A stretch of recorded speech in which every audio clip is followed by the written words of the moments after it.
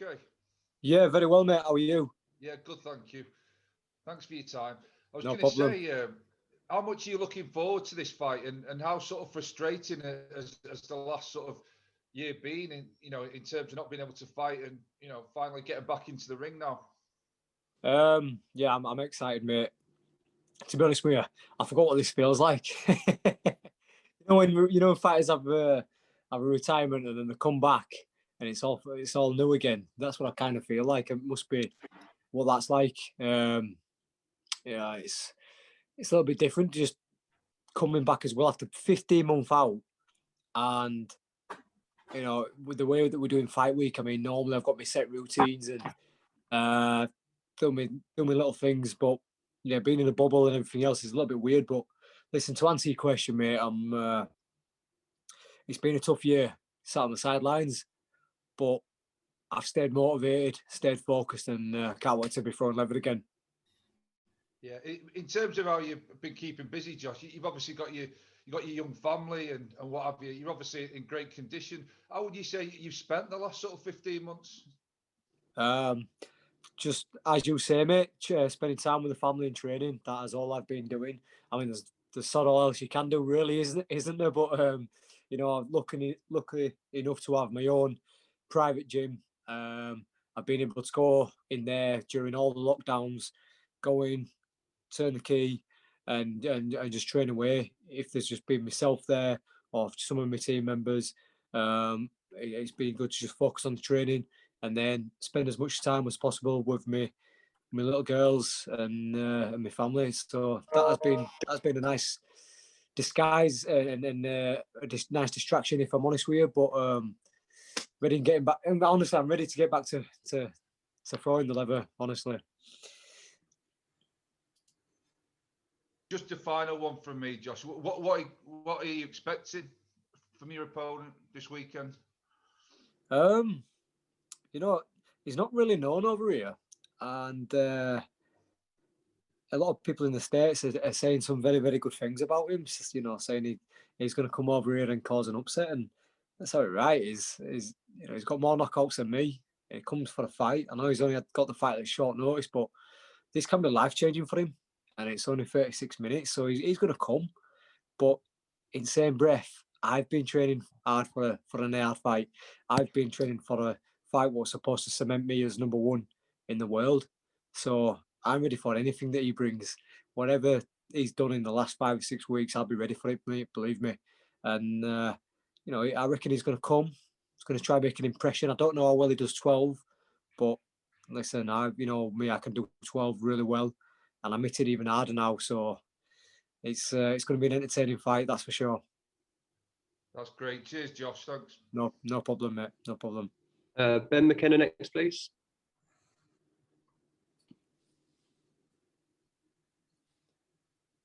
Hiya, Josh. How you keeping?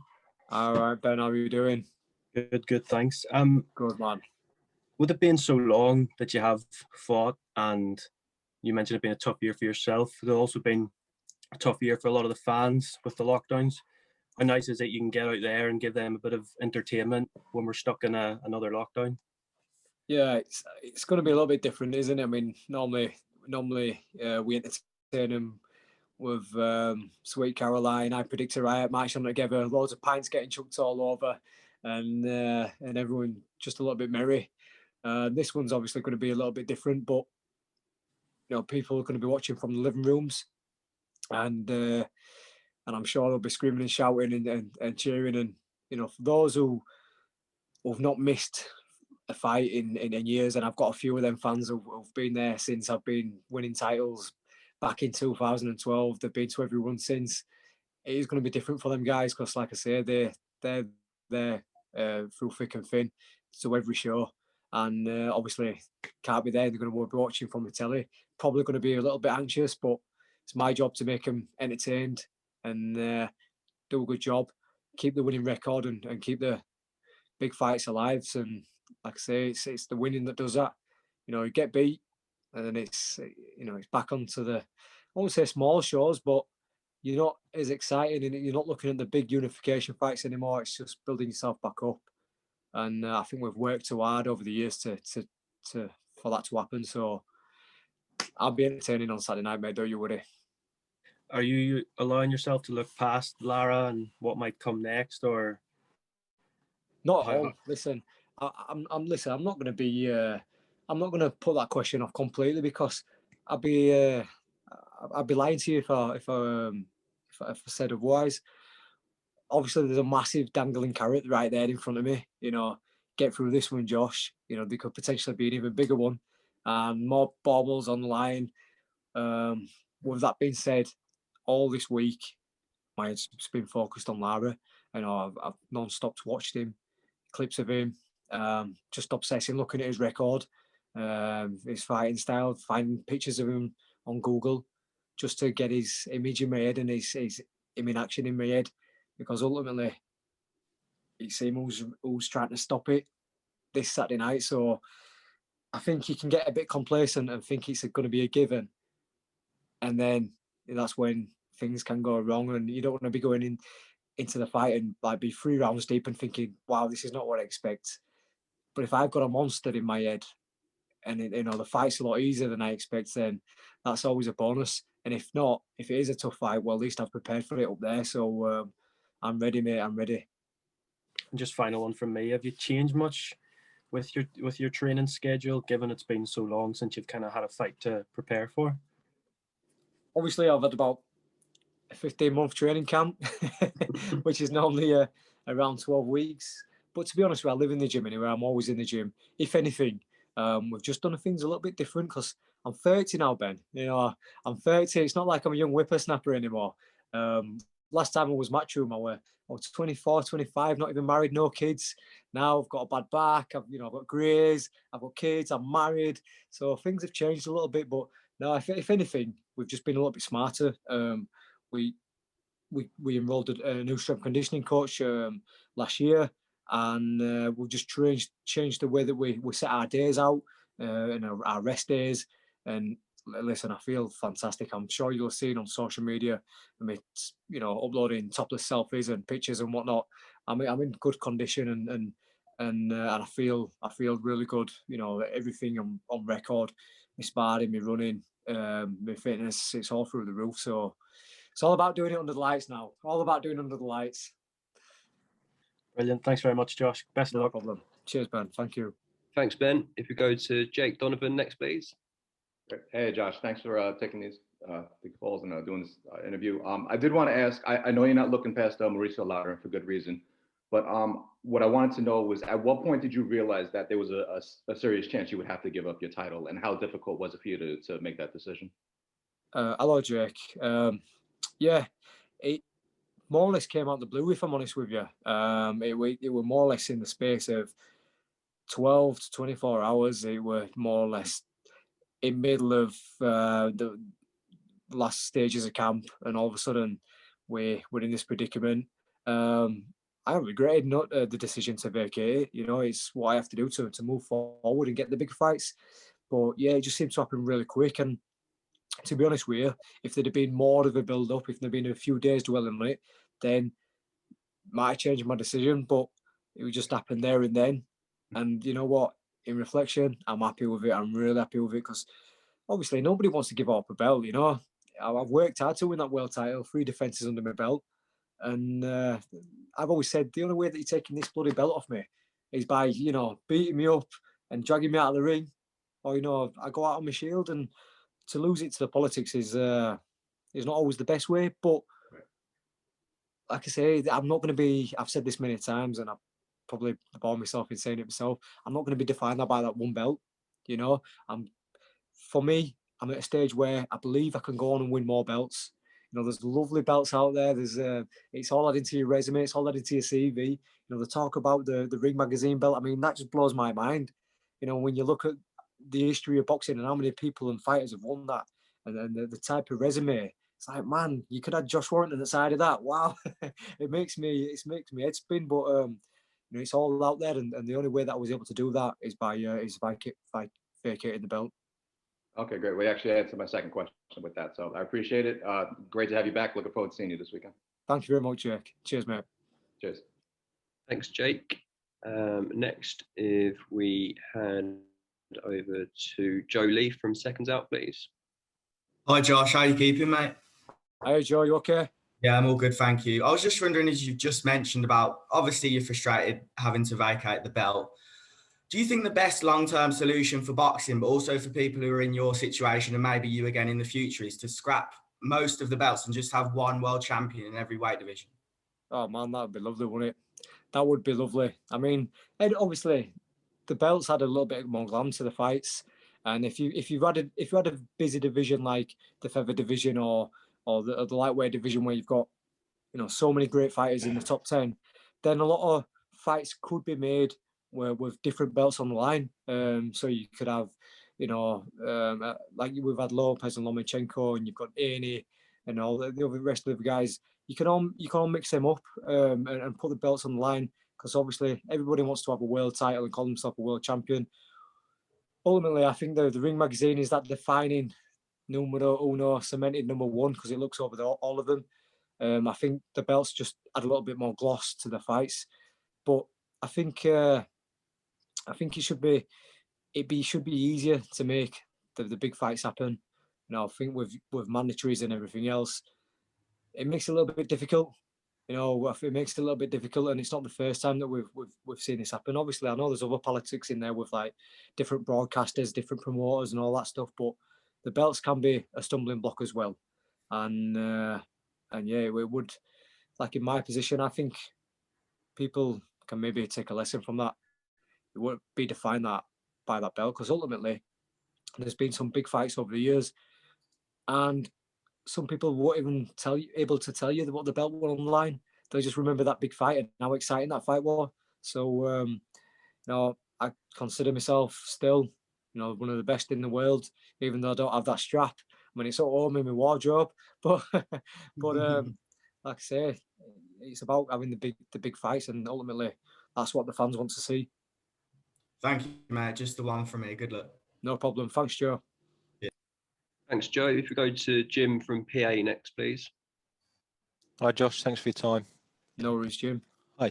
Just if you want to, I know there's been a lot of talk about what might happen after this fight, but can you just give us a bit of an insight of how you keep yourself focused actually on this fight when everyone's saying, well, after this is going to happen, because if the job doesn't get done on Saturday, then that makes things more difficult, doesn't it? Because the thing is, Jim, I know what I'm still competing this weekend, and this is fight number 31. I've been here many, many times, and there's never an easy fight, no matter what promoters, managers, even trainers say. There's never an easy fight. End of the day, it's also we're taking the punches to the face, and if you go in there with the blasé attitude of, oh yeah, this is going to be a steady one, I've got this one straight after, that's when things go wrong. It's sport, it's never a written, you've still got to go out there and perform. And ultimately, when I'm in there, this guy's going to be throwing punches at me, he's going to be trying to hurt me, and I know I've got to beat him up to get past that and make the other fights happen. So yeah, like I said on a couple of questions ago, there is that dangling carrot there, but that dangling carrot just goes missing. It gets squashed. The talks of the other big fights go out the window. If you get beat, nobody likes that L. No one gets an L and then goes straight into a big unification fight. So it's that, man, what keeps me going. And I'm 30-year-old now, and I don't want to be adding another 2 years onto my career, getting back up there because I've had a bad night, or taking my eye off the ball, or focus too much on the fight in front. So believe me, I'm fully focused on this Saturday. Obviously, this fight came a little bit short notice than we anticipated, but we've adjusted physically, mentally, and I'm ready to go, mate. And just another quick one, if I may, with this being the first sort of boxing show this year after all of the restrictions, does that add a little bit of extra special or an extra pressure that fight fans have been starved of any sort of live action? It just makes me want to put on a good show. Obviously, got to stay focused and got to do the job in hand. But just want to put on a good show. We're kicking off the boxing season this year in the UK, and like you say, you don't want to have a stinker up first one, do you? Nobody wants to have a stinker up first one, because then no one's going to be bloody tuning in for the rest of the series. So yeah, let's kick off with a good fight. There's some brilliant fights on the undercard. And like I say, he's a Mexican. I love to go forward, going to throw punches, going to be cherry on top end at night. That's great. Thanks for your time. Best of luck. No Thank worries. you. Thank you, mate. Cheers. Thanks, Jim. If you go to Jeremy next, please. Tell you Hey, what, John. Dan, I'm fucking boring, me. I just can't answer questions quickly, can I? They always talk boring. Oh, mate. Hi, Josh. How are you doing? Hi, mate. How are you? Good, good. You've done a really good job of explaining your rationale for relinquishing the IBF title. I'm kind of wondering, are you more frustrated with the politics of being forced or the attempt to force you into a rematch? Or did you view it as kind of like a fight that doesn't make sense because you've already done it before? Yeah, probably the latter. Probably the latter, Jeremy. And I think that kind of combines with the first answer as well. It's a bit frustrating with the politics, but in the same breath, I've beat him 3 times. All right, only once as professional, but I've beat him, 3 times altogether, amateur and pro. So it's like my career's not going to be about Barry and Kid Gallard, nor is it just going to be about Lee Selby or Carl Frampton. There's other big names on there. Like what I keep on saying, I want to add to my resume. Your Gary Russells, your Canjus, your Navarretes, all massive fights out there. And I'm a boxing fan just like you. I can see you all there. That's absolutely fantastic, by the way. You love boxing. And all you want to see is big fights. Now, as fighters, normally, especially in this pandemic, we normally only fight twice a year. In them fights, I don't want to be having fucking special coming homes and steady defenses and nah, never mind all that stuff. Get me in the big fights. If I could have it my own way, it'd be Canju in the next one. After that, Gary Russell Jr. And just keep on having these big fights while the momentum's there, whilst I'm in my prime years and whilst we've got time. So, if organisations are going to demand mandatories or there's an opportunity to vacate and then go on to the bigger fights, then that's what I'll do. That's what I'll have to do, and I've already done so. Thank you, Josh. I appreciate it, and No thank you for clarifying that. No problem. Great wall, by the way, mate. Great wall. Thank you. Thanks, Jeremy. If it goes to Ron Lewis next, please. Hi, Josh. By the looks of things, the first thing you did on arriving in London was redecorate your hotel room. Can you take us through your motivational wall behind you there? And is that something you always do? I'm away from home, isn't it, Ronnie? I'm away from home, so we have one of the fellows who sponsors a few of the lads in the gym, and he's kindly given me a logoed fridge. But I'm always coming out with quotes and statements and motivations and stuff. And we were just chatting in the gym, and he heard some of the stuff that we said. And one of the bottom lines there is beyond the belts. And we're all, Nick Manners had said it first, and then we were all just laughing and joking about that. And I think that quote kind of came from what we've more or less done in recent times in vacating the belt. I keep on saying it. I'm not going to be defined by that belt. So in us vacating and moving on for the bigger fights, we're going beyond the belts. It's not about that fucking one belt there. It's about the bigger fights, the bigger nights, the bigger stages, and that's it, mate. Yeah, that's it. But what are the ones above it? Ones above it, we've got make your life a masterpiece. Imagine no limitations on what you can be, have or do. Push yourself because no one else is going to do it for you. I mean, I love that one because certainly boxing is a singular sport, and although we do have corner teams, and on a normal circumstance, we'd be fighting in front of thousands of people and they're screaming and shouting. Ultimately, it's only me who can throw my arms in the ring.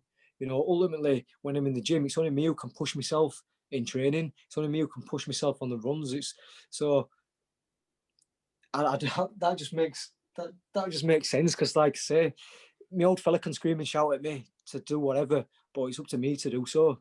And I've got to take charge of it. It's like this Saturday, everyone's talking about what could potentially be after. It's up to me. I've got to do this next one first. So yeah, that one is certainly relevant at this moment in time. But listen, Ron, I've got a book of them. I love quotes, mate. If I could have my own way at home, it'd be all over the house. But Mrs. isn't that keen. Is it always something you do though when you go to a hotel room? Now, have you ever been charged for like damaging the wallpaper? No, I always make sure that I look after it. I always make sure I look after it. Make sure I'll pull the tape off nice and gently, and it's all right. But yeah, I just do little things like that, little mementos. Maybe put me, I've got a Leeds United scarf and flag that always goes up. I'll write little notes in my training diaries, or little phrases. Like for instance, 2018, it were destined. I was destined to be world champion against that fight, Lee Selby at Ellen Road. Yet last year was year of unification. That never came out right, but yeah, I don't mind them. There's just some people and athletes might think I'm stupid, but I don't mind that. I love all that motivational shit. Excellent. Take care, mate. Cheers, Ron. Thank you, mate. Thanks, Ron. If we go to Kevin Garside next, please. Let me unmute myself. Am I unmuted there? Yeah, you can hear me. You are. Okay. Josh, you are a famous son of Leeds, and I wonder if in this pandemic period you've been able to connect with your football team in any way that's meaningful when you approach a fight. Just been able to watch them on the telly, mate. That's it. I've had a few messages today actually as I've arrived here, wishing me well, which I massively appreciate. Who are the boxing fans in the team? I think most of them are fans of myself. I mean, right. I don't know how many are diehard boxing fans. Like Liam Cooper and Stewie Dallas are big boxing fans, and I believe Click is as well. But yeah, the rest of them just support myself and always want me to do well. So yeah, I've had some nice messages off them, and I'm sure they'll be sending me a few for rest of the week as well. But in terms of personal interaction, there hasn't been many. Plenty on social, but like I say, I've had invites to the game, but I've not gone down because I went down for the Charlton game at end of last season, and I watched the cup get lifted. I kind of abused my position, and were able to get in there and watched all that. But I felt a little bit dirty, if I'm honest with you. Because there's people who would have chopped left legs out, or people who've not missed a game in 40 or so years, and I was there, so I felt that I wouldn't go to a Premier League game until the rest of the fans are back, because ultimately, my connection with the club, I'm still just a fan first and foremost. So yeah, I'll go back when the rest of the fans are allowed back. But it is, isn't it? It's quite important that the identity of a city is so intimately linked with its big sports brands. Leeds United, fantastic club. We remember Bremner and that era, Johnny Giles. I mean, I'm old enough to remember seeing those guys live. Fantastic club. And now Bielsa's doing something unbelievable in the way that, we've got a great coach at a great club, and everybody's talking about Leeds. But, for boxing fans, you're just as your identity as a son of Leeds, as it were, is so important. And I wonder how much that kind of feeds your energy when you're coming into big fight weekends, your identity as a Leeds boy and what it means to Leeds for you to do well. I love it. I'm Leeds through and through.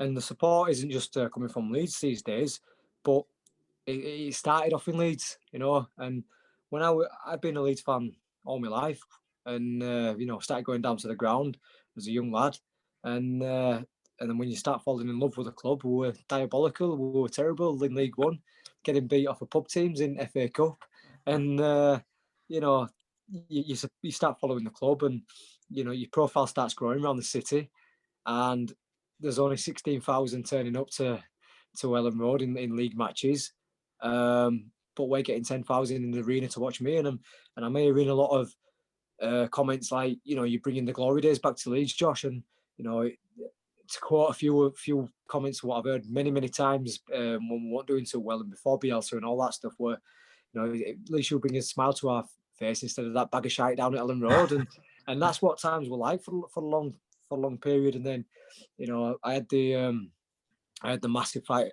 at Ellen Road in May 2018, and a few people were saying that's seen Ellen Road bouncing on that for a long time. And then Bielsa came in, and it's kind of it's just kind of bounced on from there. Now, I'm not saying that I'm started that effect or anything like that, but it kind of works hand in hand. And obviously, now I'm seeing them doing well. I want to carry on doing well. And, you know, I'm sure the boys at the Leeds Rhinos want to keep on doing well. And anybody else who's from the sporting background, whether it's swimmers or the gymnast or the triathletes, everybody wants to do well because, like you say, a city who loves its sport, when everyone's booming, then it shows. It shows. It's good energy. So, you know, I certainly take energy off Leeds United and how everybody's talking about him, and they're all over the place, and for the better, to be honest with you, because, you know, we do get a lot of stick, the Leeds and Leeds fans. But yeah, it's I think if I'm doing well as well, it runs in hand in hand. Thanks, Josh. No problem, Kev. Thanks, Kevin. If you go to Andy from Boxing Social next, please. Hi, Josh. How you doing? Hello, Andy. How are you, pal? I'm good, mate. I'm good. We spoke on the phone about a month ago before the Lara fight was announced, and when everybody thought it was Kanju next. And you said to me, when you was heading into the fights from now on, you wanted the stoppage wins. You'd had enough wars, and you wanted to get out of the ring earlier. You wanted to be able to enjoy a night, get into bed early. With the change of opponent, the change of mentality, you haven't got that roaring Leeds fan base behind you on the night as well. How do you go about ensuring you can do something similar to Mauricio Lara? I know the power's there. I know I've got the technique and whatnot. Certainly with them little 8-ounce gloves on. I mean, I do damage in sparring when I've got the 16-ounce gloves on, and you know, the sparring partners have got the big head guards on, and man, they're like pillows. And these gloves that I'll be slipping on Monday night, Saturday night, are like, they're tight, they're brand new, and even just doing that, it hurts. So I know that when I'm landing them shots, it's gonna do damage, but it's setting them shots up. Now, a Mexican who's got a massive opportunity, the last thing I would need to do is go all guns blazing in the first few rounds. It's been a long time since I've traded level with little gloves on. So, you know, I reckon a round or two, you know, we'll be taking a look, getting myself warmed into it. I don't think he does 12 that well. I don't think he's done it that many times, if I'm honest with you. So, you know, I'm experienced in them long drawn out fights that we've said before. I think once I get warmed into it, maybe start sitting down on my punches, and then when Dad gives me the green light to go, then put it all together, mate. Final things from me, Josh, because I know that you've running out of time. Other people waiting to ask. How much attention do you pay to social media, Josh? I know you'd have heard about kind of the outburst from, you know, Kid Galahad, and you'd have seen that the fight with Jazza Dickens on the verge of kind of the purse bids and what have you. Well, purse bids were confirmed, but just how much have you paid attention to what Kid Galahad's been saying about you and what have you? I am. I am, to be honest with you, mate. He can do whatever he wants to do, but he needs to mention me, doesn't he? Because that's how it right. I think Eddie had cleared this up last week when there were a purse bid to fight me. It went into millions, and I think the purse bid against Jazza Dickens just made 100, maybe, you know, the 6-figure mark. So yeah, it's boring. It's boring. You know, I don't know who runs his social media and all that and does his daft videos for him, but like I say, he wants me to respond because it's fucking irrelevant about me. So I'm on a different path, different mission. So yeah, I don't pay too much attention, mate. Josh, best of luck on Saturday. I'll catch up with you after. Nice one. Cheers, mate. Thanks, Andy. We've got time for 2 more outlets to ask quick questions. We've got Josh's opponent just waiting to join. So we'll go to Steve Bilton first, and then Jonathan. I know you've been waiting the whole time, mate, and we'll have to end it there. Hi, Josh. It's Steve from Boxing UK. Hello, Steve. How you doing? Hello, mate. Josh, I just wanted to talk about your absence from the ring. Yep. You had 4 fights in 15 months, 3 of them pretty high profile. Yeah. And then it's been 15 months since you fought. Is that a good thing or a bad thing? I don't know, Steve. we'll have to wait and see on Saturday. Listen, it's not been a bad thing, I don't think. Obviously, I need to be active. I want to be active. I like going off. I like having them fights in quick succession. Not because I go like ballooning up in between weight or anything like that, but just I'm in that routine. You know, you get used to having your camps, you're getting used to getting straight back into the gym and working on the next game plan and sussing out the next opponent. Now, 15 months is a long time and it's a big void, but if anything, it's given me a chance to work on a few things that I thought I need to work on.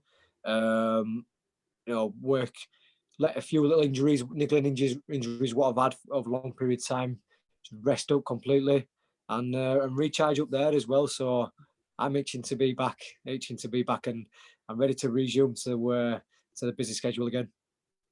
Good man. Best luck on Saturday, Josh. Thank you, mate. Take Cheers. Care. Hey, Josh. John here from Pro Boxing Fans. How you doing? Hi, John. You okay? Not bad, thanks. You mentioned obviously fights looming potentially with Kanju, Gary Russell.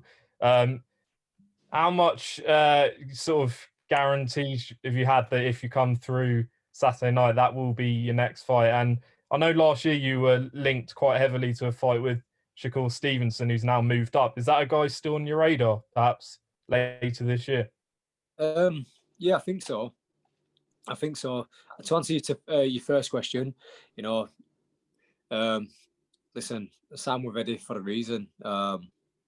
Since our absence away from him, he's grown and grown and grown in the sport, and I think we've grown as well in terms of our profile. Now we're back together. You put trust in your team and your promotion company and everyone else, and he's very, very confident that he can make these fights happen. And all we've got to do is keep winning, and then it makes it easy to happen. I didn't even realise it, but apparently there's a bit of a value when you get to fight me, especially when crowds are back in, because my amount of money that we generate in ticket sales and everything else. So there is that. But yeah, it's about winning the fights, getting through them. In terms of Shakur, I think he was the only man who looked like potentially being made when I was under Frank and his team. But now things have changed a little bit. There's many other options. Listen, that would be a great fight if I went up to Super Feather. Everyone's talking about how great he is, and he could potentially be a next superstar. It'd be nice to stop that hype train, and me and him have shared a few words from time to time. But there's also some other fantastic fights out there.